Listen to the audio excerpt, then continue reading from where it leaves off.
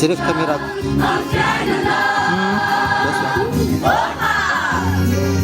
Qui c'est le gros plan? Hein? C'est maintenant, avez-vous? Remontage la micro, c'est le grand plan. Et la phare, on a foot, le gros plan. Mandez 5 minutes. Là, on a 2 minutes.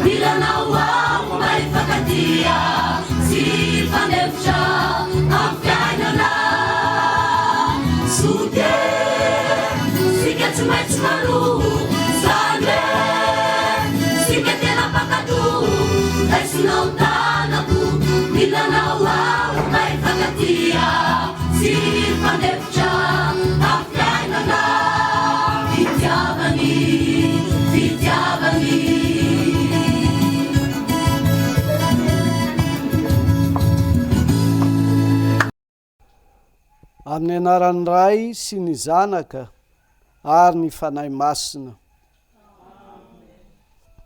Oka ivavaka isika rehetra tompo. Ry Andriamanitra ray sy Zanaka ary fanahy masina zay mpamorona sy mpanavitra ary mpanahy masina anay. Mivory eto amin'ny tinatrehanao izahay amin'ity tranonao ity. Mba haino izay ho lazanao aminay. Andriamanitra mangataka aminao amin'ny lalan'i Jesosy Kristy izahay mba ho sokafon'ny fanahy masina ny fonay, mba hiasan'ny teninao ao am-ponay, ahatonga anay bebaka no notana ataonay. Ka mba hinoanan'i Jesosy na amin'ny fiainana na amin'ny fahafatesana, ary tomboanay hiatsara isan'andro amin'ny fotoana tena masina. Ho henonana izany Andriamanitra sy ho tanterahinao amin'ny alalan'i Jesosy Kristy. Amen.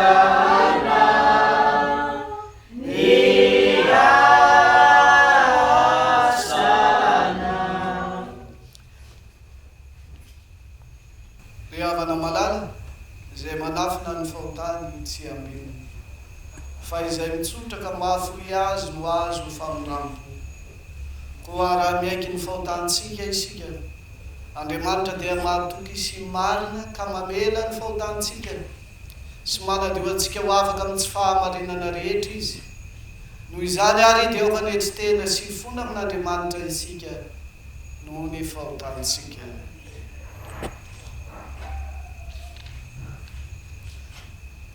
le Andriamanitra tsy toa mpamorona sy mpanavitra anay eo masiny no ka mankala ny ratsy rehetra indreto izay mpanota mahantra manetsy tena sy miaiky ny fahadisoanay sy ny elokay rehetra eto anatrehanao nandova ota sy eloko izay sady nanota taminao tamin'ny hevitra sy ny teny ary ny asa ka tokony very sy hoelona mandrakizay nefa noho ny fahasoavanao sy ny famindramonao lehibe sy mahagaga dia mifona aminao amin'ny anaran'i Jesosy Kristy izay ry Andriamanitra raibe famindrampo izay nanolotra ny zanako lahy tokony ho faty isolo anay mamindrafonay ary noho ny anarany dia mamelany fahotana rehetra ary ampitombo amin'ny alala ny fananao masina ny fahalalana marinanao sy ny sitraponao ary ny fanoavana marina ny teninao mba ho tonga amin'ny fahasambarana mandrakizay izay noho ny fahasoavanao amin'ny alalan'i Jesosy Kristy mponay. Amen. Ry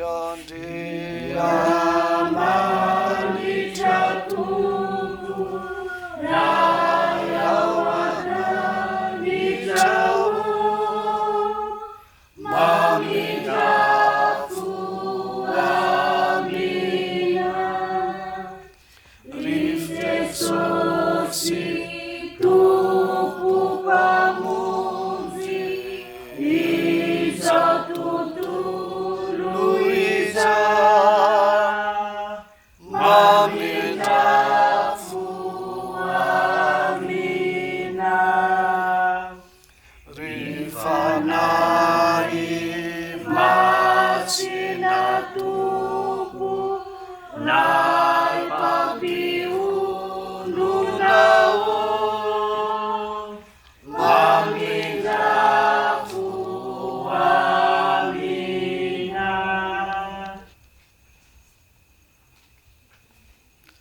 Misaotra ny ray izay nampamendrika antsika hanana anjara milovan'ny olona masina eo mazava sady nahafaka antsika tamin'ny fahefany maizina ka namindra antsika ho amin'ny fanjakany zanany malalany izay ananantsika fanavotana dia ny famelana ny elontsika.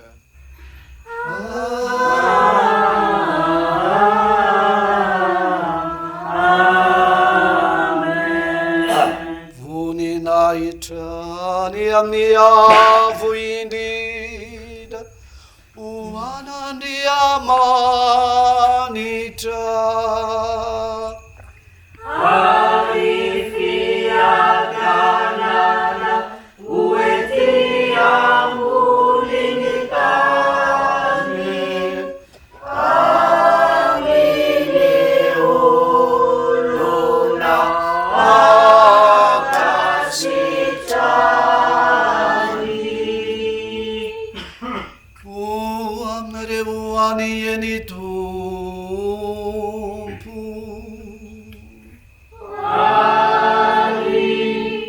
amin'ny fanahina aoka hivavaka isika rehetra. Ry Jesosy Kristy Tompo zanak'Andriamanitra tsy toa o makalaza ny anaranao masina zay sady mangataka aminao mba ampidinanao ny fananao masina ao am-ponay noho ny teninao hanjakany sy hanapahany aminay araka ny sitraponao ary izy anay hampahatoky anay amin'ny fakapanahy sy ny fahoriana rehetra hitarika anay amin'ny fahamarinanao anoeranay ny fahadisoana rehetra mba hitombonay amin'ny finoana sy ny fitiavana ary ny asa tsara rehetra mandra-paharitraranay ny fahasambarana mandrakizay aminay lalanao ihany izay miarabelona sy miara-manjaka amin'Andriamanitra ray sy ny fanahy masina Andriamanitra iray marina hatramin'ny taloha indrindra ka ho mandrakizay.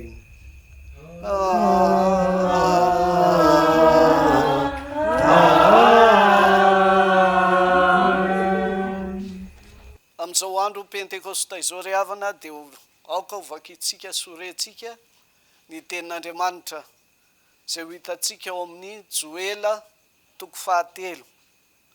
Joela toko fahatelo ny andininy voalohany ka hatramin'ny fahadimy. Ary ny leksiona masina araky ny asan'ny apôstôly. Asan'ny apôstôly toko faharoa. Asan'ny apôstôly toko faharoa ny andininy faharoa amby telopolo ka hatramin'ny fahiraika amby efapolo. Izay mivaky toy izao amin'ny anaran'i Jesosy Kristy tompontsika. Ary rehefa afaka izany dia andatsaka ny fanahiky amin'ny nofo rehetra aho. Dia aminany ny zanaka lahinareo sy ny zanaka vavinareo. Nilay antitsareo amin'ny nofy ary ny zatovinareo ahita fahitana. Ary na dia mpanompo lahy sy mpanompo vavy aza dia andatsahako ny fanahiko amin'izany andro izany. Ary anisy fahagagana eny amin'ny lanitra sy ety amin'ny tany aho dia rà tsy afo ary setroka mitakosina. Ny masoandro ampodiana ho aizina ary ny volana ho rà alohan'ny hatongavan'ny andron'i Jehova izay sady lehibe no mahatsiravina. Ary nazovo ny antso ny anaran'i Jehova dia ho afa-mandositra fa ao an-tendrombohitra sy any Jerosalema dia izy sisa afaka arak'izay efa voalazan'i Jehova ary izay antsoin'i Jehova dia ho isan'izay afa-mandositra. Ary zany Jesosy izany dia efa natsangan'Andriamanitra ary vavolombelony izany izahay rehetra. Ary rehefa nasandratry ny tanana ankavanan'Andriamanitra izy ary nandray tamin'ny ray ny fanahy masina izay nokasainy dia efa nampilatsaka izao hitanareo sy renareo izao izy. Fa tsy Davida no niakatra tany an-danitra fa hoy izy: Jehova nilaza tamin'ny tompoko hoe mipetraha eo an-tanako ankavanana, ambara-panaoko ny fahavalonao ho fitoera tongotrao. Koa aoka ho fantatry ny taranak'Israely rehetra marimarina fa iny Jesosy nombonareo tamin'ny hazo fijaliana iny dia efa nataon'Andriamanitra ho tompo sy Kristy. Ary raha nandray izany ny olona dia voatsindrina tampony ka nanao tamin'ny Petera sy ny apôstôly na namany hoe: ry rahalahy, inona no ataonay? Ary hoy Petera taminy: mibebaha, ary aoka samy atao batisa amin'ny anaran'i Jesosy Kristy ianareo rehetra mba hahazo famelana ny helokareo. Ary ianareo handray ny fanomezana dia ny fanahy masina. Fa ny teny fikasana dia ho anareo sy ny zanakareo ary ho an'izay rehetra lavitra na iza hantsoin'i Jehovah Andriamantsika hanantona azy. Ary nanambara sy nananatra azy tamin'ny teny maro hafa koa izy ka nanao hoe: aoka ho vonjena ho afaka amin'ity taranaka maditra ity ianareo. Ary izay nandray tsara ny teniny dia natao batisa. Ary tokony ho 3,000 no olona vao nanampy ho isan'izany tamin'izany andro izany. Amen.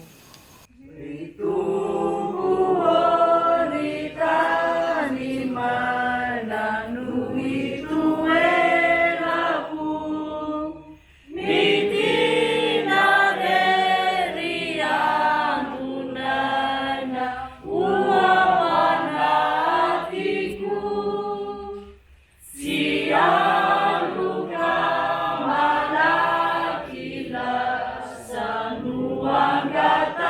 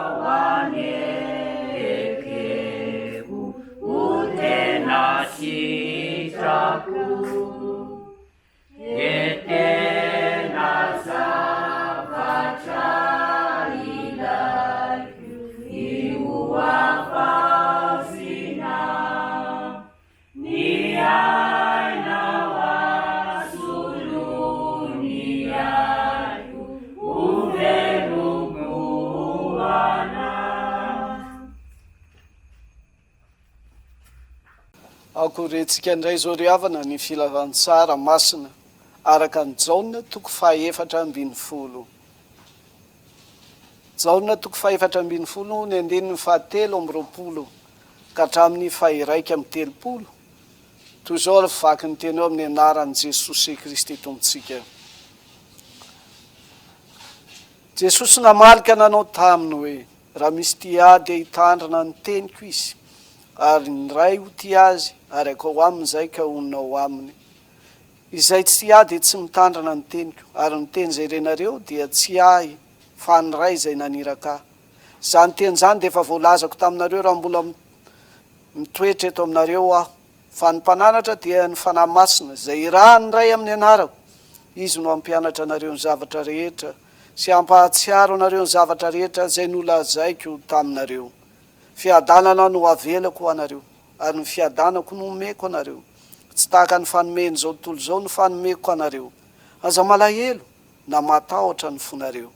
Efa renareo fa izao nilaza taminareo hoe andeha aho nefa ho avy aminareo indray. Raha ty ahy anareo dia ho faly satria makany amin'ny ray aho fa ny ray dia lehibe noho izaho. Arakehitriny efa nilaza taminareo aho dia tsy mbola tonga izany mba hinonareo rehefa tonga. Tsy laza zavatra maro aminareo intsony aho fa avy ny endrinan'izao tontolo zao nefa tsy manana na inona ato amiko izy fa mba ho fantatro zao tontolo izao fa tiako ny ray ary arak'izay nandidiny ray aho dia izany no ataoko mitsangana andeha isika hialy eto. Amen. Isaranana amiheny tompo no ny filazantsara.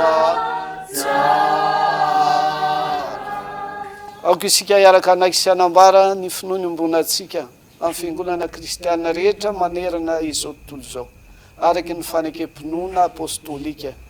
Mino an'Andriamanitra raisa lanitra sy ny tany ary mino an' Jesosy Kristy zananay tokony tompontsika izay nitolotolona tamin'ny fanahy masina nateraka Maria Virtsiny nijalina nanampaka Ponto Pilato nombona tamin'ny hazo fijaliana maty ka nalevina nidina tany amin'ny fiainantsika nitsalina tamin'ny maty tamin'ny andro fahatelo niakatra ho any an-danitra Pedro nokavan'Andriamanitra raisto averino iviny tsara velona sy maty. Mino fanahy masina aho fiangonana masina manerana izao tontolo izao ny fiangonan'ny olona masina ny famelan-kely fitsangana ny tena maty ary ny fiainana mandrakizay. Amen.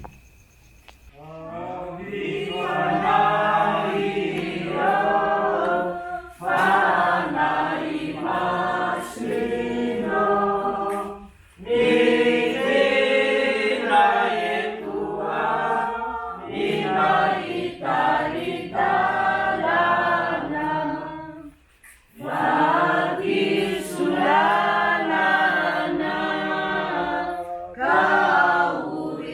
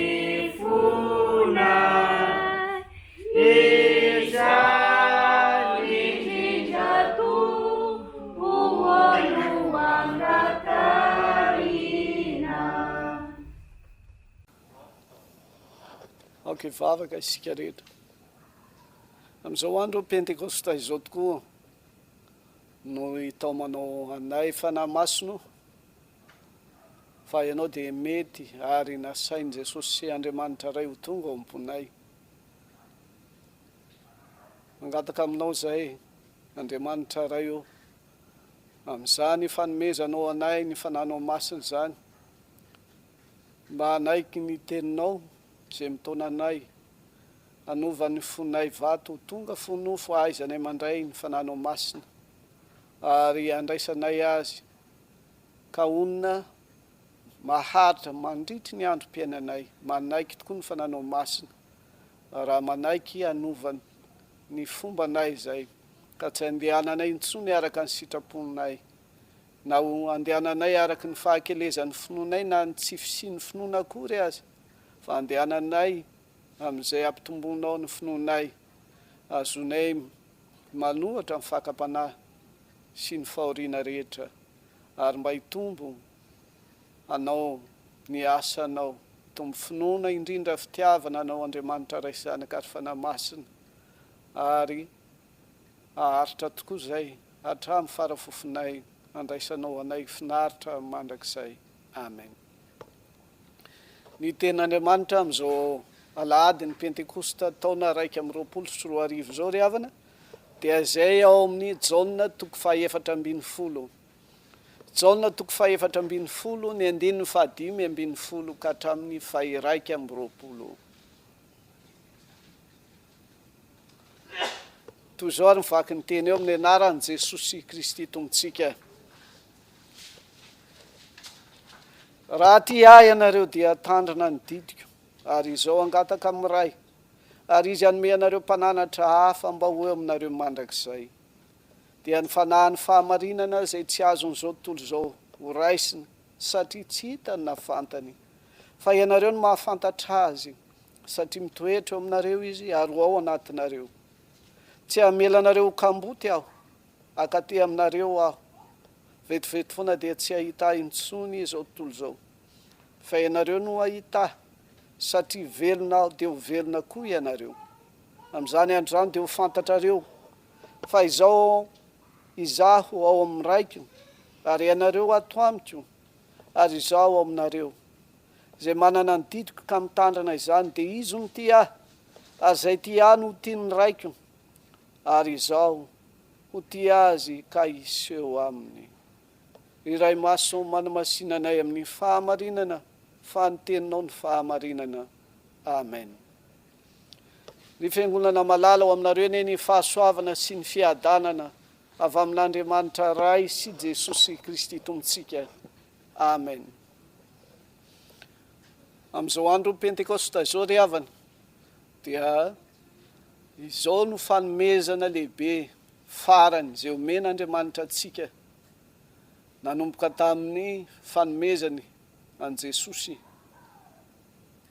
tonga nofo nankalazaintsika tamin'ny Noely fa Jesosy tonga nofo dia tena namonjy antsika tamin'ny alalan'ny tondrany fahotantsika teo ambony hazo fijaliana dia ny fanomezany an Jesosy mpamonjy antsika fa ny fahatelo farany kosa dia ity fanomezana ny fanahy masina ity fanomezana ny fanahy masina izay fanahy ny fahasoavany Andriamanitra ray an Jesosy izay mpamonjy antsika raha teo ary fahasoavana ny fanahy masina koa dia fanahy ny fahasoavana nahoana ny fahasoavana mbola manome antoka antsika ilay famonjena vitan' Jesosy isika mandresy lahatra antsika andraisantsika azy manaiky tokoa Jesosy ary efa nataony tamin'ny andro Pentekosta nampidina ny fanahy masina nanaiky sy ny ray fa ho antsika amin'izao fahavelomantsika izao dia manaiky Jesosy nanome anao ny fanahy masina teo amin'ny batisa fa isan'andro mampatsiahy Jesosy ny fampitsahivan'i Jesosy antsika dia ny andraisantsika ny asany isan'andro io no atao hoe fitezana mahasoa antsika ho famonjenantsika mampidina ny fanahy masina aiza tokoa ao amin'ny feo fieritreretantsika ao amin'ny fonontsika no ny teniny Jesosy Kristy. Misy asa ataony eo fa tsy hoe midina fotsiny de tsisy asa ataony no fanahy masina fa Andriamanitra izy niara-ny asa tamin'Andriamanitra ray sy ny zanaka izy tamin'ny famoronana araky ny voalaza ny Genesis 1:1-5 fa amin'izao koa dia miasa araky izay nanirahana azy izy ny asa ataony dia ny anjakany sy anapany ny fotsika. Zany no asan'ny fanahy masina. Fa maninona ny fotsika? Ny fotsika nandao an'Andriamanitra avy eo amin'ny fotsika nandà isika ka izany fotsika nandà eny mafiatoka na manana fovato zany no ia anirahan Jesosy ny fanahy masina mba hanjaka. Ny manjaka dia hoe midomine. Isika mila manaiky azy ho tompo ary isika koa manaiky mba ho mpanompo, manaiky esany zany ka izy no anjaka sy anapaka araka ny sitrapony, araka ny sitrapony. Ny sitrapony fanahy masina dia ny sitrapony Jesosy ihany araky ny filazana ao amin'ny soratra masina fanahy masina dia tsy iza fa ny fanahin Jesosy, fanahin Jehova amin'ny Trinité dia zay itovin'ny Andriamanitra ray sy zanaka ary fanahy masina arak'asa dia tsy inona fa ny famonjena. Tadidio tsara zany. Andriamanitra mamonjy atsika ka ny manome atsika ny Jesosy fa ny fanahy masina koa dia mbola mamonjy atsika amin'ny fitaomany atsika mba hanantona ny Jesosy andraisantsika ny famonjena. Ka ny famonjena zay lazaina indrindra dia te hanome anao, apatoky anao amin'ny fakapanahy sy ny fahoriana mandritry ny fahavelomana mba tsy ho rava ny finoana zay efa nanananao fa hitombo kosa. Ary zany finoana zany dia manaiky isika fa ny finoantsika any fanahy masina dia mitarika antsika amin'ny tena fahamarinana dia ny fahamarinana zay efa nambaran Jesosy sy nampianariny atsika ary anoerantsika ny atao hoe fahamarinana dia manohatra ny fahadisoantsika. Tadidio zany manohatra ny fahadisoantsika, tsy ny fahadisoany Adama sy Eva zay nilovatsika ihany fa ny fahadisoantsika amin'izao mahizy atsika amin'izao vaninandro izao zany.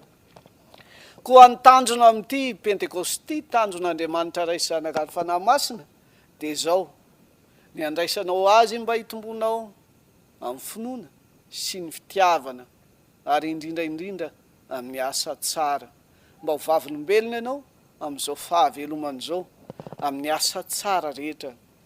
Izy ary ty fanahy masina ity dia aoka tsy ho diso hevitra raha miteny ny soratra masina isy mpananatra hafa fa zay tena araky ny teny fotra dia isy hafa akoatran'Andriamanitra, akoatran'i Jesosy dia ny fanahy masina fa tsy hoe misy mpananatra hafa tsy nampozina akory. Ity fanahy masina ity dia izao mila haitsika. Ahoana no aizantsika amin'ny fanahy masina dia zao ny lôjika lazain'i Jesosy ny mandray azy, ny mandray azy. Ny olona miara-mitoetra aminao no fantatrao akaikikaiky kokoa fa ny olona lavitra anao tsy ho hainao. Ilay fanahy masina zay Andriamanitra sarotra ny mahalala an'Andriamanitra satria fanahy masina dia Andriamanitra fa rehefa tena ekenao mitoetra ao anatinao izy dia ho hainao izy. Fa Jesosy koa dia manambara fa ny fanahy masina zay omenantsika dia ny fanahy ny fahamarinana araky ny efa voalaza teo aloha. Fanahy ny fahamarinana zany hoe manohatra ny lainga. Iza ny mpandainga ny devoly, iza manaiky ny lainga ny devoly isika. Fanahy masina tsy mba tahaka ny devoly zay fanahy ny lainga fa fanahy milaza ny marina ary inona ny marina zay nasahirana amin'ny Pilato araka ny soratra masina dia ny marina dia Andriamanitra tia atsika ka mamonjy atsika ho ny filazantsara sy ny epistily ary indrindraindrindra ny apokalipsy lazain'i Jaona zay manoratra nyity filazantsara ity. Faharoa, ity fanahy fahamarinana ity dia ny fahamarinana zay nambaran'i Jesosy ihany no averiny ampitainy amintsika. Zay no ambarany mampita ny fahamarinana dia ny fampianarana rehetra nataony Jesosy ity fanahy masiny ity. Lazainy Jaona ao amin'ny epistiliny faharoa ny andininy faharoa zany. Ka ho izay tsy manana ny fanahy masina tsy mba manana ny fahamarinana, tsy fantany zany hoe Andriamanitra ty azy zany, tsy fantany zany hoe Jesosy ty azy ka nanolotra ny ainy teo ambony hazo fijaliana. Le Andriamanitra tena tonga nofo fa izay fantany ka ifikirany dia ny sampy sy ny mpaminany sandoka. Tsy fanahany fahamarinana ihany anefa no ilazahany Jesosy an'ity fanahy masina ity, fa fanahany fampiononana. Zany no asa ny fanahy masina faharoa. Rano marina rehefa misaraka amin'ny Jesosy, rehefa misaraka amin'ny mpianatra Jesosy dia ranomaso zay no ateraka zany. Ranomaso zay. Dia ny dikan'ny ranomaso dia faneom-pitiavana. Fa raha misy faly amin'ny fandehanan'ny hafa, tsy tiatsika zay le nandeha. Fa ny ranomasony reto mpianatra reto ny potrapotraka satria misaraka. Kanefa araka ny tenin'i Jesosy dia efa nampionona sady alohan'ny fisarahana izy, fa ny vatako misaraka, fa ny fiadanako kosa no omeko anareo. Zany fiadanan'i Jesosy zany tsy mba fiadanany zao tontolo zao. Ny fiadanan'i Jesosy dia izy Andriamanitra monina ao anatintsika. Ny fanahy masina zay rany monina ao anatintsika. Ka rehefa monina ao anatintsika, ny fanahy masina dia mampianatra antsika. Jesosy lasa dia mpampianatra. Ny fanahy zay rany tonga ao anatintsika dia mpampianatra raha teo. Rehefa ny raby Jiosy zay manana mpianatra, tsy latsaka ny 12 no maty, dia tena mitomany ny Jiosy, lasa ny mpampianatra zay ny jorony narahany. Ary io no mahagaga, tadiditsika tsara ny fitantarany Jaona, fa rehefa ho faty Lazarosy dia niteny Jesosy hoe matory Lazarosy, maty izy. Dinona nataony Tomasy, mahagaga ny tenin'ny Tomasy ry havako, hoy izy hoe andeha hiara-maty aminy sika. Zany sisa no mbola ataotsika fa tsy Tomasy rery ihany. Raha maty ny mpampianatra atsika dia famoizam-po ngeza dia ngeza. Zay aseho amin'ny teny hoe andeha isika hiara-maty aminy, tapitra hatreo ny tantarantsika. Ka eto amin'ity teny ity dia tena sitraky Jesosy ny hiaranao maty aminy, tsy araky ny fisainany Tomasy fa araky ny sitrapon'i Jesosy, hiara-maty aminy. Ny atao hoe miara-maty amin'i Jesosy araky ilay teny nataon'i Jesosy tamin'ny Maria hoe mitomany ny tenanareo dia mahafoy fahotana. Ny fahotanao misaraka aminao, afoinao ny fanaonao amin'izao tontolo zao, zany ny fahafatesana tadiavin'i Jesosy aminao. Ry havako malala, andron'ny Pantekosta zao, ny teny izay toriana eto dia ny bebahantsika mba handraisantsika famelan-keloka. Bebaka isika rehefa mahafoy an'izao tontolo zao. Fa zao koa mahazo famelan-keloka isika satria velomin'i Jesosy. Zany lazain'i Jesosy ato mampionina, satria velonao dia ho velona koa ianareo. Zany teny zany ny tena fampiononana ho antsika. Ka izany ny tanjony zao, velona Jesosy dia velona koa isika.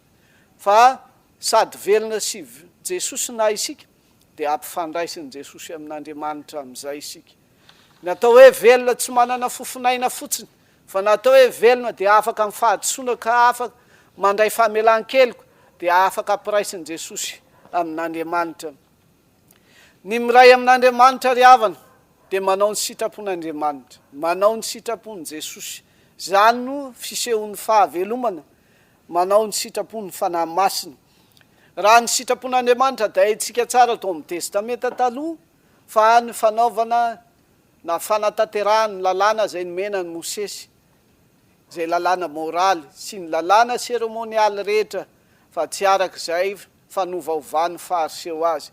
Fa eto dia Jesosy indray ny teny hoe izay ty ady mitandrina ny didiko, ny fitandremana ny didin'i Jesosy dia manambara indrindra fa Jesosy tsy mpamonjy antsika ihany, fa Jesosy dia mpanome didy, tompony lalàna vaovao, toy an'le teo aloha, ary indrindra amin'ny mampamoaka didy azy dia izy ny tompo, izy ny mpanjaka. Inona moa ny didin' Jesosy zay tsy piantsara, zay tiady mitandrina ny didiko eto? Ny didin' Jesosy tsy mahakasika fitondran-tena na lalàna moraly fotsiny, fa ny didin' Jesosy dia fiarahana lalana aminy azavaina tsara. Zany ny tena tiany Jesosy. Nilaza tamintsika izy fa sakaiza tamin'ny heriny.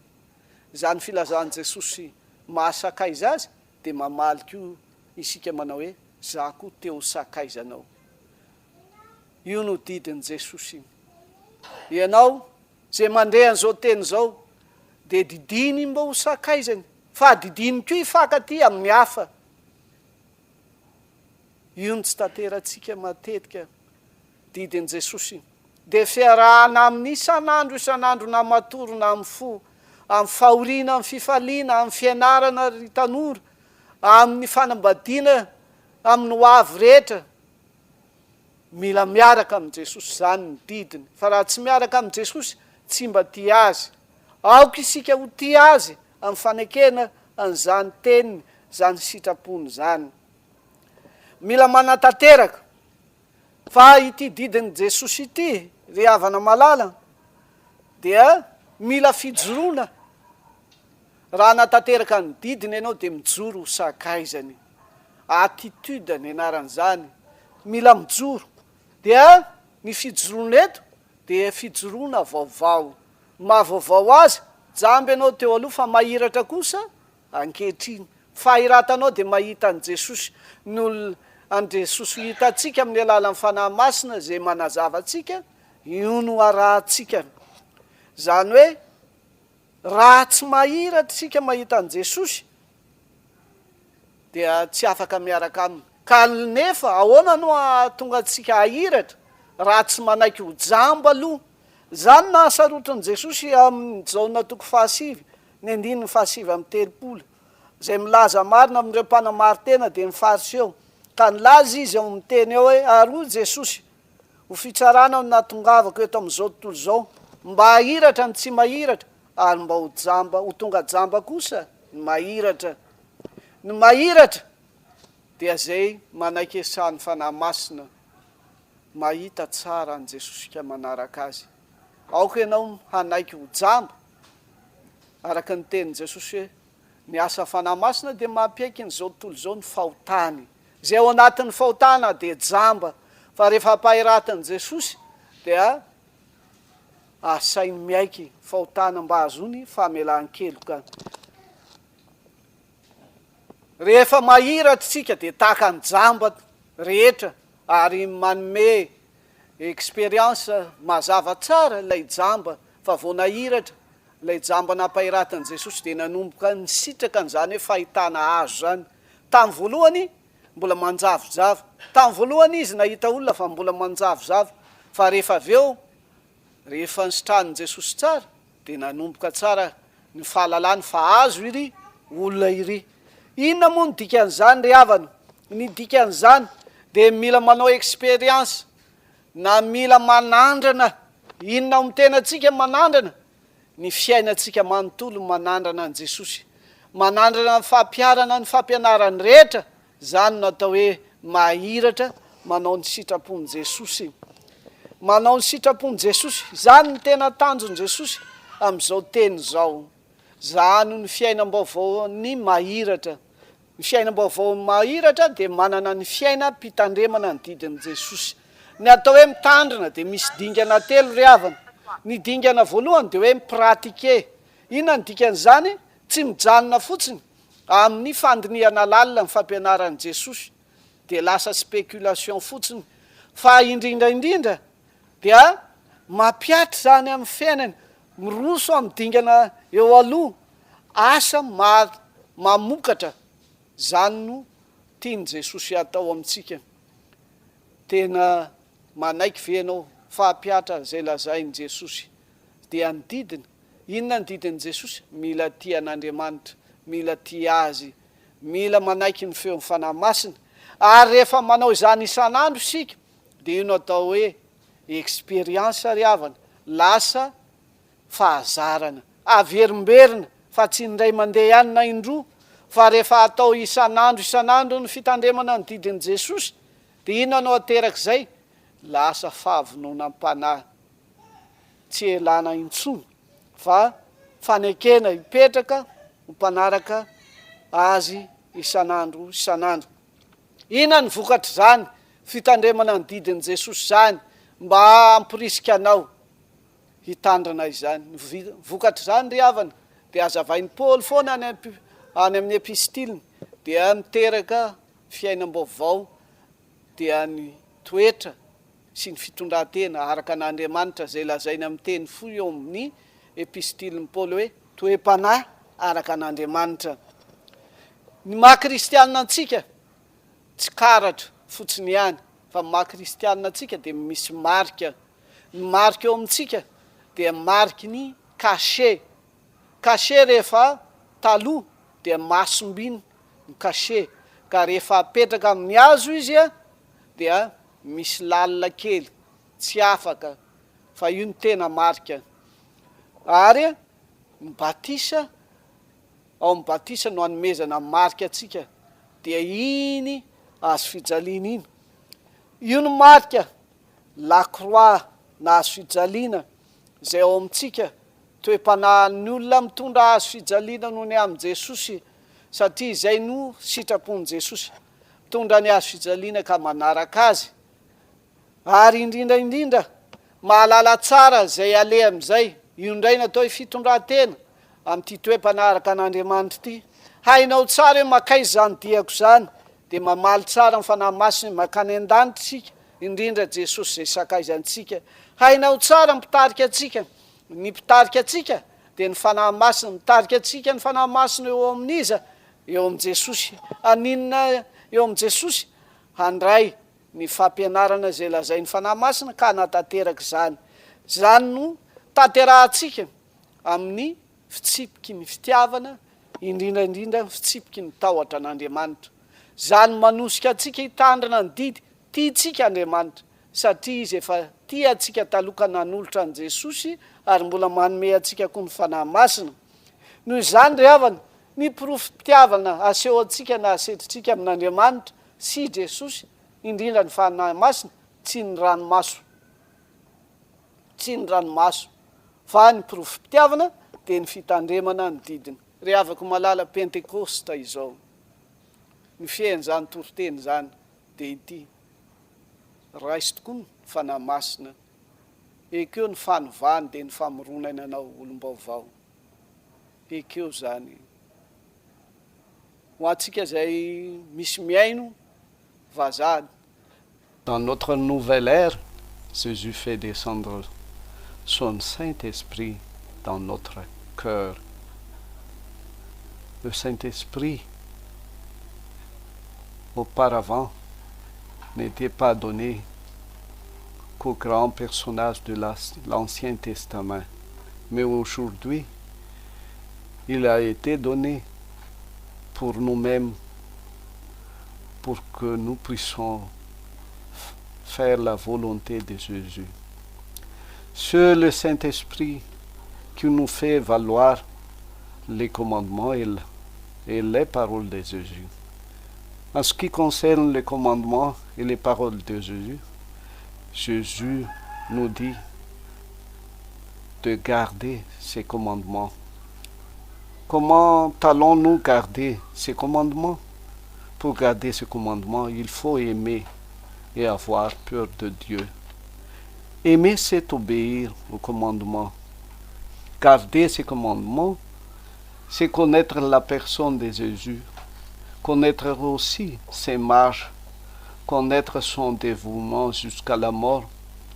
Occupons-nous de notre Seigneur Jésus pour que nous puissions marcher sur ses traces. Il faut garder aussi ses paroles. En ce qui concerne la parole, il y en a quelque chose de plus intime. Elle ne s'est saisie que dans sa proximité. Entre autres, lire la Bible, la méditer, c'est-à-dire pratiquer. Ne nous arrêtons pas à la spéculation. Il faut les mettre en action qui vont produire des effets. En somme, le Saint-Esprit fait valoir ses paroles, auparavant si incompréhensibles aux disciples. Donc, ce n'est que dans l'obéissance aux commandements et ses paroles que nous puissions profiter de la consolation du Saint-Esprit. Amen. Raisy ny fitahina.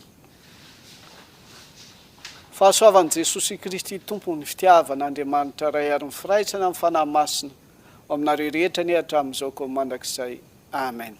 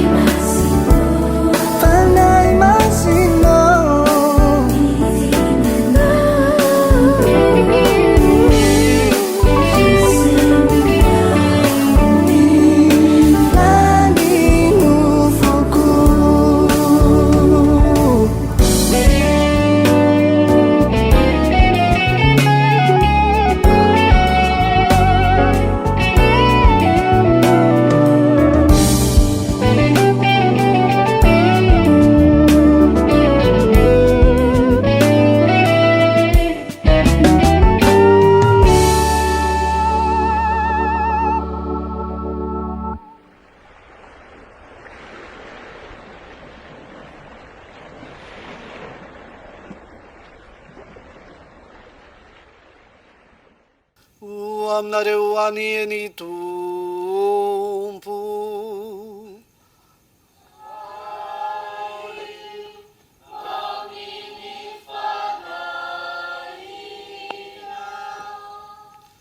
Itay anareo aneny Tompo, ka iaro anareo.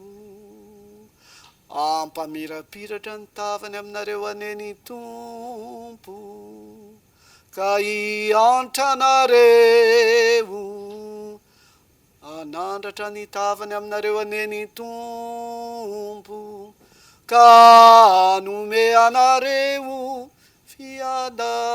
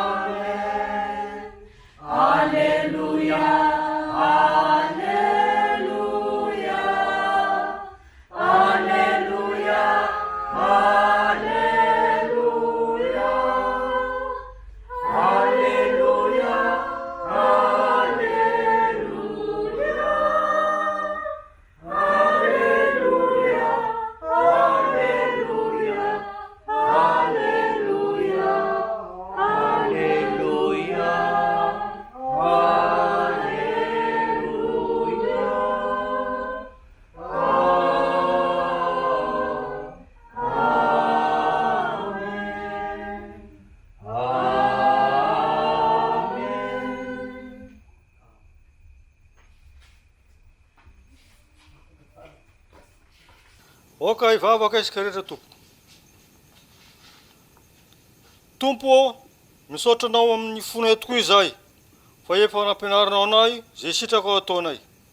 Andriamanitra, ampio zay ankehitriny amin'ny alalan'i Jesosy Kristy noho ny fanenao masina, mba hitehirizanay ny teninao amin'ny fo madio, hitomboanay amin'ny finoana, mba hiatsara isan'andro zay amin'ny finoana tena masina, ary ny teninao ny nitokianay na amin'ny fiainana na amin'ny fahafatesana. Amen.